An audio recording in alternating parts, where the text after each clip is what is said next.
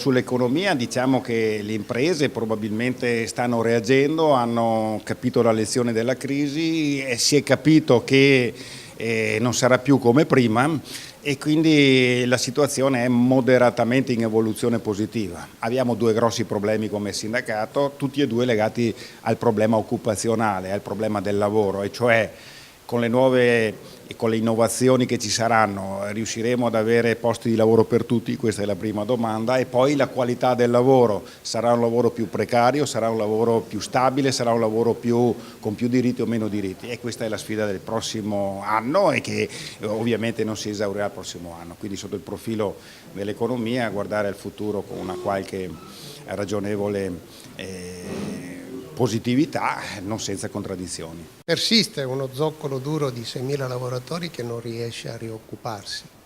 Sono figure deboli del mercato del lavoro che è in costante e continuo cambiamento, sono figure che nonostante il salto positivo che c'è stato l'anno scorso non riescono a impiegarsi perché non rispondono a quello che il mercato del lavoro sta sempre più richiedendo in termini di innovazione, di flessibilità organizzativa, di capacità di coordinamento, di capacità di dare letture e capacità di gestire dei sistemi informatici e delle nuove tecnologie. Sul piano sociale noi veniamo da un 2016 che ha fatto due segnali molto pesanti per la società trevigiana e veneta.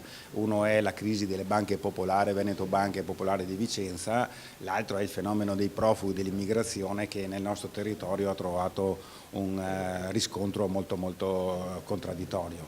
Queste due situazioni hanno creato una valutazione sulla nostra società che io definisco di crescita della paura e crescita della sfiducia, e quindi una società in grande difficoltà a cui, e questo è l'altro corno del problema, a cui la politica non sta rispondendo in maniera lungimirante, una politica cieca che non vede al di là del proprio naso e che invece avrebbe bisogno di guidare legittime richieste della nostra gente, perché il problema dell'immigrazione e il problema di Veneto Banca sono due problemi veri, non sono basati sulla fantasia. Il problema è come ne veniamo fuori e come ne veniamo fuori assieme, perché sono due problemi con i quali nei prossimi anni dovremo fare i conti.